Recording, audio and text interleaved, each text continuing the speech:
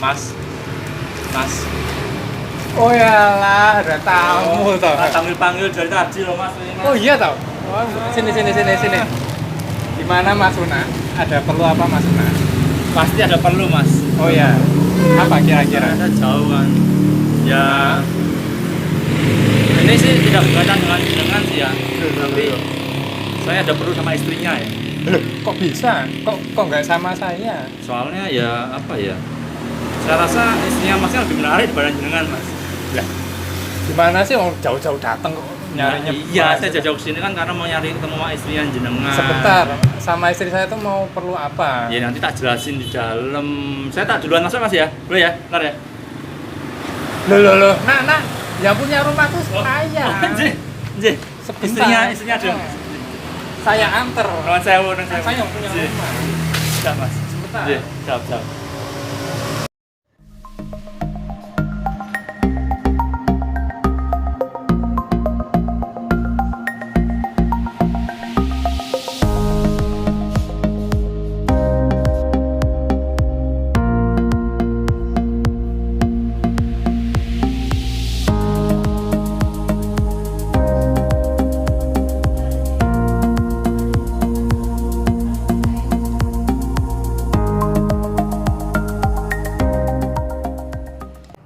Mi, itu ada temenku datang, namanya Una.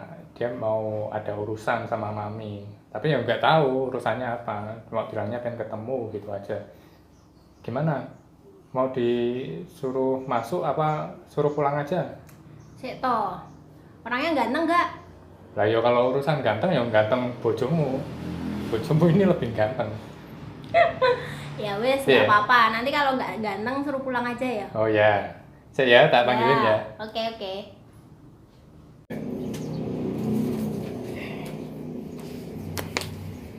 Nak, sini. Duduk sini. Siap. Aku gangguan nih. Enggak. Lagi apa ya Mbak? Biasalah kegiatan sehari-hari. Emang ngapain selain menemani Mas Herpin ngapain aja tuh? Ini loh, mau tak ajarin kok. Wah, aku kayaknya nggak setelahkan itu ya Mbak. Ini namanya membuat kain shibori dengan teknik. Yang ini namanya teknik jumputan. Yang Oke. ini namanya trite. Jadi menggunakan jarum dan benang. Pasari ya? Oh, masih tradisional banget ya. Ini kayaknya ini juga perlu perjuangan loh ini. Berarti ada setiap liur di bajunya hasilnya ya. Apa itu maksudnya? Tidak masukin. Nah, kalau aku lihat kan di sosial media ya, di Facebooknya Mbak Widya kan kayaknya barangnya tuh unik-unik. Pasti. Itu kenapa saya mau kesini, makanya kayaknya saya ada perlu nih, tapi bukan dengan Mas Herpin, tapi sama jenengan. Oh, jadi bahas kerjaannya istri Iya, saya berarti. jadi Oh, jangan gitu. berpikir yang aneh-aneh. Iya. Kan kok kayaknya menarik tuh. Bahkan bagi saya pun saya suka menikmati. Tapi kalau saya harus melakukan nggak bisa.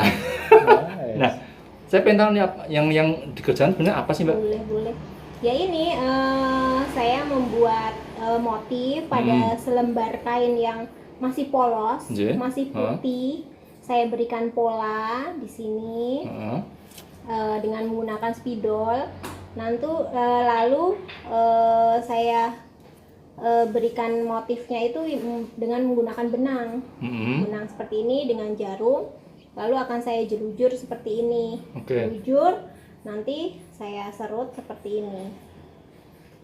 Loh, jadi kayak itu ya, apa namanya? Oh. Ya, ini salah satu teknik dalam shibori. Nah, nanti kalau sudah semua dijahit dan dijelujur, dijumput, saya celup ke pewarna alam. Warna yang untuk mewarnai shiborinya sendiri ya? Iya, pewarna alam. Saya tidak menggunakan pewarna sintetis, tapi Iya. pewarna alam.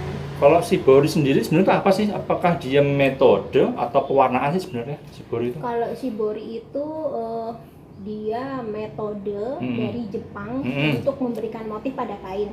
Kalau di Indonesia, di Jogja khususnya kita mengenal batik. Kalau Ya. batik menggunakan perintangnya supaya mendapatkan motif memakai lilin malam, canting, bisa Ya. juga canting tapi pakai kuas lalu dibentuk abstrak. Nah, untuk khusus untuk shibori itu ada yang teknik lipat, ada tie dye, ada seperti yang saya ini jumputan atau dengan jelujur, teknik jelujur dengan benang dan jarum. Oke. Seperti itu. Itu warnanya dari apa ya dia? Kalau warna alami itu ya?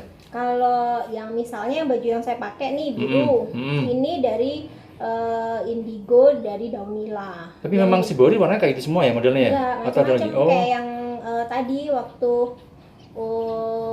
dia datang kan ada tas saya itu ada yang warnanya kecoklatan itu dari kayu tinggi, dari daun mangga juga bisa. Jadi pewarna alam ini sebisa mungkin menggunakan bahan-bahan dari alam yang alami dan tidak merusak lingkungan. Jadi limbahnya tidak merusak lingkungan. Misalnya kita punya sisa dari daun mangga bisa untuk nyiram tanaman karena tidak ada bahan kimiawi yang berbahaya dan aman untuk tangan juga. Mau diambilin contoh yang itu? Boleh. Karena setahu saya itu shibori kan warnanya kan ya biru muda loh. Ya nggak sih pada umumnya ya? Kalau banyak yang suka warna memang biru muda, tapi kalau saya nggak biru muda aja. Saya macam-macam sih warnanya. Ada warna lain mas? Oh, ini berarti masuk sama juga ya?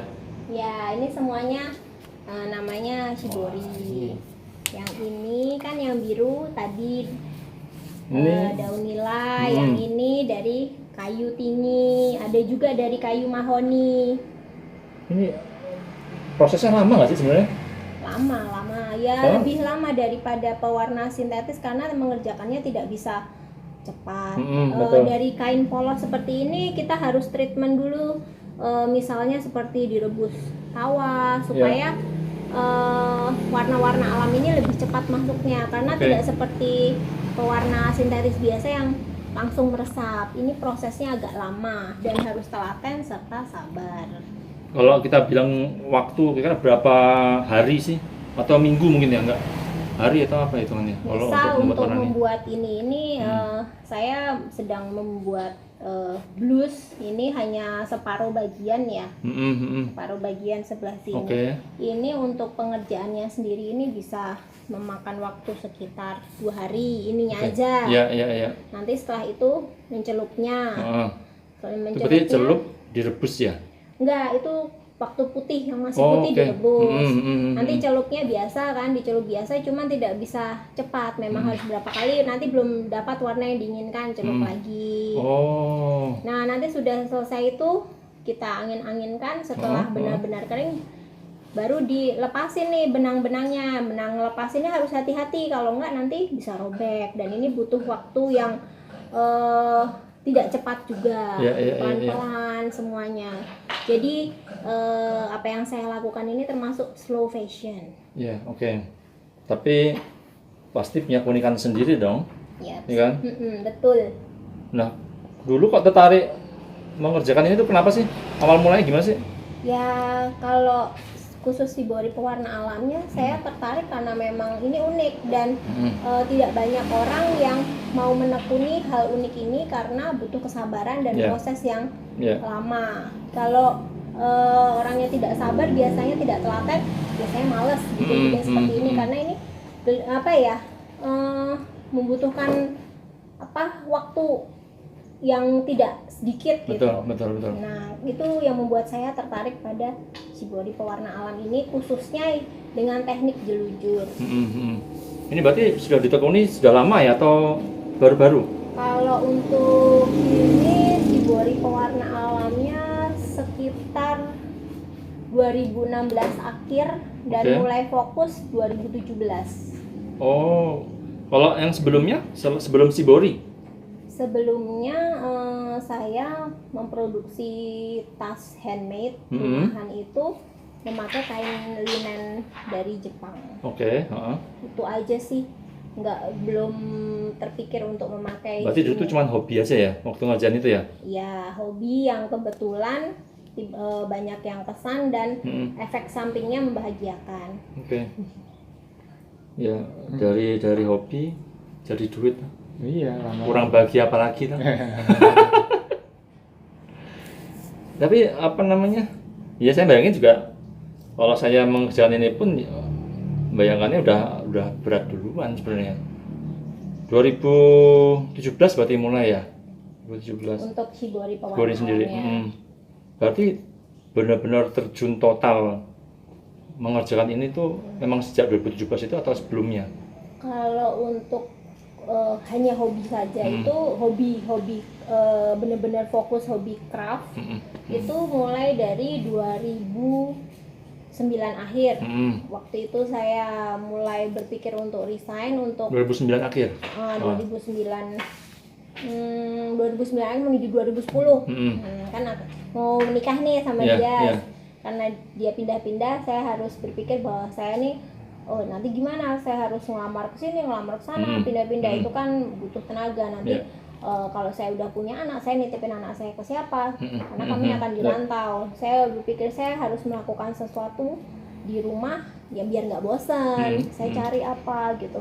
Ternyata kok aku ini ya pengen jahit ya.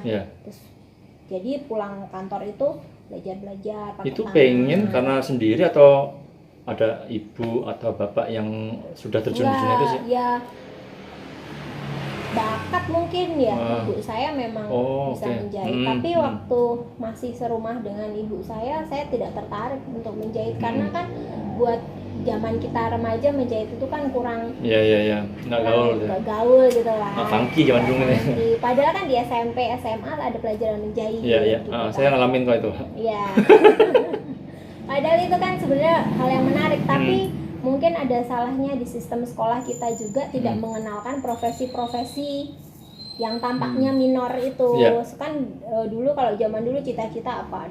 Dokter, pilot, insinyur. Jadi semua yang wah kantoran, pergi kemana-mana dan jujur saya terbawa dengan cita-cita umumnya pada umumnya itu.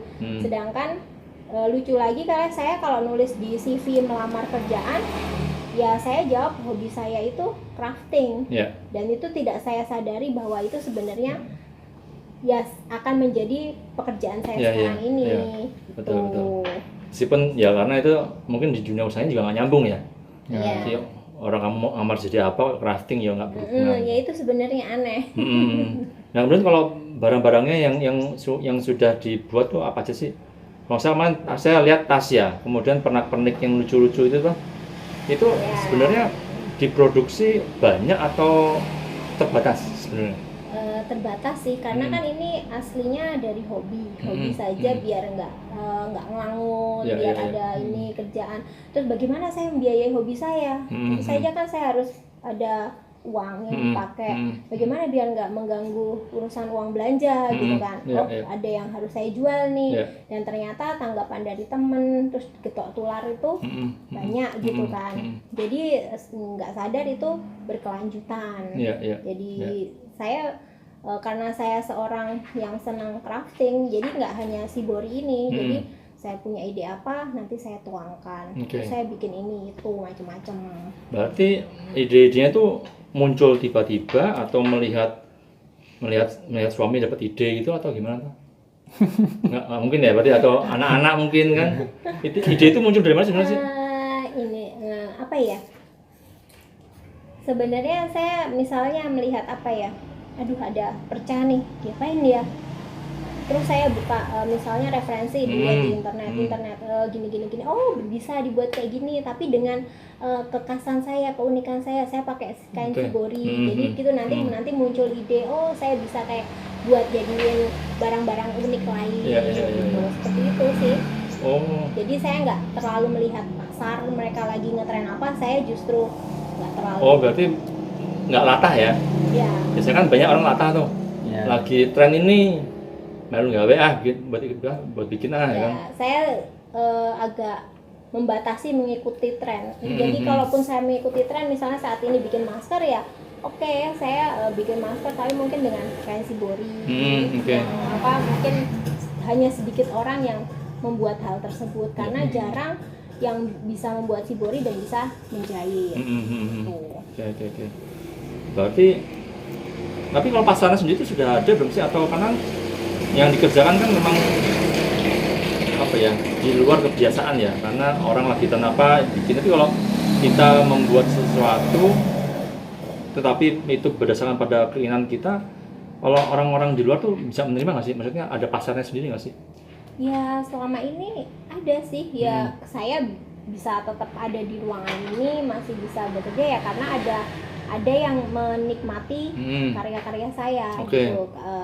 Jadi saya tuh percaya ketika saya memulai segala sesuatunya dengan baik pasti juga hasilnya baik gitu. Jadi sebenarnya sudah ada apa ya, pelanggan tetap ya, yang tahu apa yang dia kerjakan ya.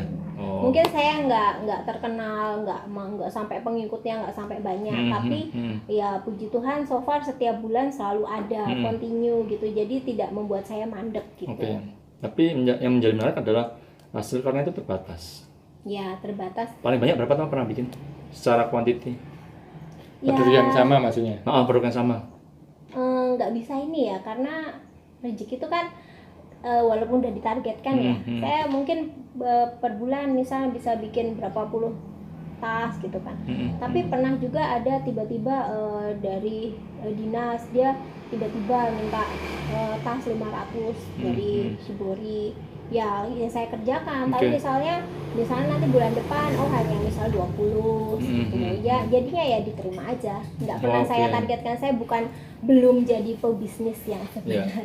Hanya mengerjakan apa yang disuka dan syukurnya dapat uang dari situ juga. Bonusnya itu. Iya. Jadi sebenarnya ya pasar itu penting, tetapi yang paling penting lebih ke mengaktualisasikan diri itu ya. Betul. Kalau posisi saya saat ini seperti itu, saya belum bisa dibilang pebisnis yang andal. Ya saya melakukan bisnis, tapi mungkin akan tidak bisa dijadikan tolak ukur bahwa saya itu yang berhasil atau apa, karena saya melakukan apa yang saya suka. Ya pokoknya bahagia semuanya gitu aja. Kadang-kadang kan prinsipnya lakukan pekerjaan yang kamu cintai. Iya. Itu yang tapi itu kan sulit Mas, karena kadang-kadang kan orang kan terjebak dengan apa yang orang lain butuhkan, tapi dia pun bekerja dengan dia tidak menyukai itu. Jadi emang ya kita bilang ya menemukan kesana itu juga bukan hal yang gampang kan. Tapi ya ketika kita menemukan kerjaan yang nyenang kayak gini, yang dia suka, ternyata jadi nggak bekerja. Iya seneng-seneng tapi untuk duit, ya kan seperti itu kan. Nah, selain ini saya mau lihat dong nanti produk-produk lainnya apa aja sih? Nanti kita boleh lihat ya. Boleh. Oke, kita nanti masuk lagi. Monggo. Produknya apa aja nih Mbak? Kalau saya awalnya kan tertarik untuk bikin tas. Ini sebenarnya produk intinya itu tas seperti ini. Ini saya ada mix dengan anyaman. Lalu tasnya ada yang seperti ini juga, macam-macam sih tasnya. Itu yang Shibori ya? Yang atas ya? Yang bawah? Ini kalau ini tas yang coklat ini? Ini Shibori semuanya. Yang di sini fokus saya, ciri khas saya Shibori. Jadi untuk produk tas itu yang seperti ini. Ada dompet kecil, ada ini macam-macam. Tapi habis itu saya mengalami perkembangan. Shibori kan nggak harus di tas aja. Saya bisa bikin seperti shawl, ada yang kayak rok, terus bisa juga jadi blus, kaos, macam-macam. Untuk saat ini topi, masker, ternyata bisa juga jadi lebih menarik gitu, lebih unik dan ternyata banyak peminatnya juga. Iya. Nah nanti kalau kita mau cari produknya Mbak Widya dari mana nih kita nyari nanti? Kalau untuk khusus ini Shibori, tas, shawl, macam-macam, saya ada Instagram di Pratnya ID. Pratnya ID. Saya sebenarnya juga kadang-kadang kalau ada waktu senggang suka bikin tutorial menjahit tas atau membuat ini di YouTube ya? Ya, tapi sebenarnya saya lebih suka mengajar offline di rumah. Karena lebih ada relasi, ada interaksi. Saya ngajarinnya tuh lebih enak gitu. Tapi kadang-kadang kalau lagi slow juga ya itulah bikin di sosial media. Kalau YouTube-nya Glenik Craft Studio. Nanti kita cek ya. Mbak Widya, terima kasih loh sudah boleh dikunjungi. Atas ilmunya, makan siangnya juga. Oke, jangan lupa nonton channel kita dan jangan lupa untuk tetap serawung. Bye bye.